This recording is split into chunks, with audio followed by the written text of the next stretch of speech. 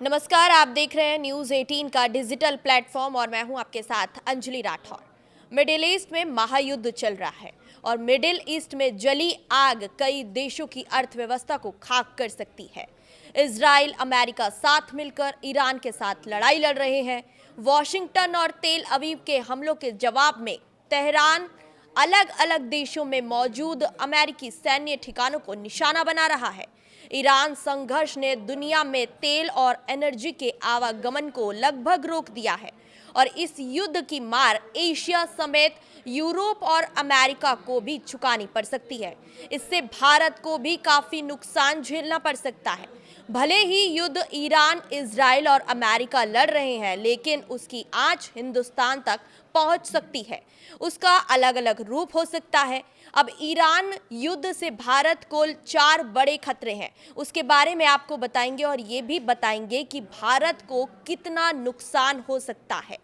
पहला खतरा है ट्रेड संकट, दूसरा खतरा है बेरोजगारी बढ़ने का डर और तीसरा खतरा है विदेशी मुद्रा भंडार में आने वाली कमी। चौथा खतरा है एनर्जी आपूर्ति का बाधित होना।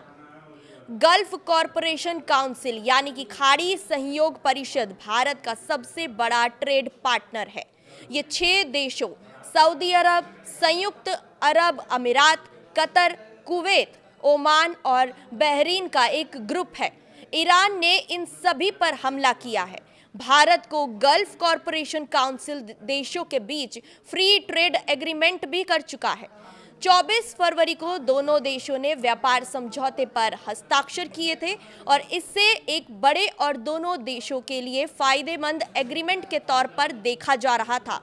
इस पूरी बातचीत की फॉर्मल शुरुआत हुई थी।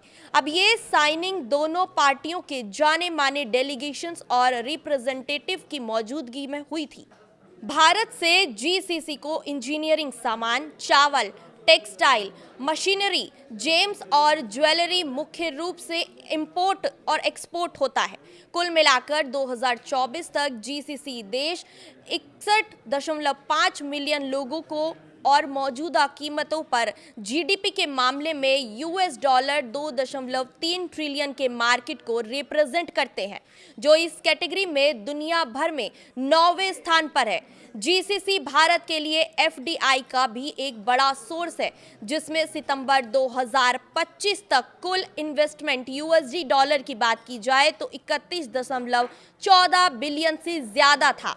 अगर युद्ध लंबे समय तक चलता है तो भारत को व्यापार में काफी नुकसान उठाना पड़ सकता है। पश्चिमी एशिया में लगभग लंबे समय तक चलने वाला युद्ध बासमती चावल, उर्वरक, हीरा पॉलिश और एयरलाइंस और यात्रा परिचालकों के साथ उन कई भारतीय क्षेत्रों को प्रभावित कर सकता है जिनका इस क्षेत्र से सीधा संबंध है, जो व्यापार करते हैं डायरेक्टली।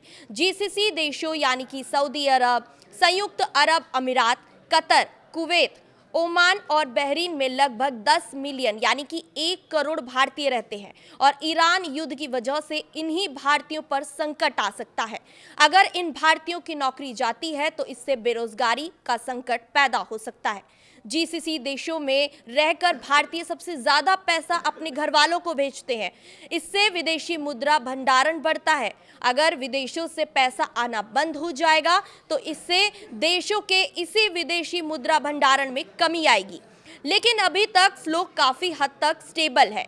इस स्टेज पर ट्रांसफर वॉल्यूम में कोई खास उतार चढ़ाव देखने को नहीं मिला है और इसमें जल्दबाजी करना अभी सही नहीं होगा। मार्च 2026 तक भारत का लगभग 50 से 55% क्रूड ऑयल और एलएनजी इंपोर्ट लगभग 2.5 मिलियन बैरल प्रतिदिन हॉर्मुज स्ट्रेट से होकर गुजरता है, जो इसे भारत की एनर्जी सिक्योरिटी के लिए बहुत जरूरी बनाता है। अब ये रूट भारत के कुल क्रूड इंपोर्ट का लगभग 46% हैंडल करता है, जिसका ट्रेड $65 बिलियन से भी ज्यादा है और ये फर्टिलाइजर और एलएनजी इंपोर्ट करने के लिए बहुत जरूरी है। ईरान ने इस हॉर्मुज स्ट्रेट को बंद कर रखा है। सप्लाई बाधित होने से भारत को तेल और एनर्जी संकट का सामना करना पड़ सकता है। भारत अपनी 2/3 एलएनजी भी मध्य पूर्व से आयात करता है, जो घरेलू उपयोगों में आती है। अब इससे उद्योगों पर इसका असर कम होगा। इसमें बढ़ोतरी से भारत का अकाउंट डेफिसिट बढ़ेगा और महंगाई बढ़ेगी।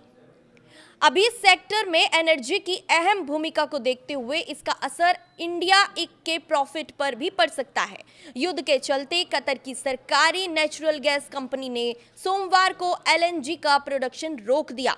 वहीं भारत अपनी गैस जरूरतों के एक बड़े हिस्से के लिए कतर के साथ लंबे समय से एलएनजी कॉन्ट्रैक्ट पर निर्भर है। भारत ने कार्गो पर कुछ समय के लिए रोक लगा दी है, जिससे कई इंडस्ट्रियल कंज्यूमर्स और सिटी गैस डिस्ट्रीब्यूशन कंपनियों के लिए सप्लाई में 40% तक की कटौती हुई है। इस खबर को लेकर आपकी क्या है राय, हमें कमेंट करके जरूर बताइएगा।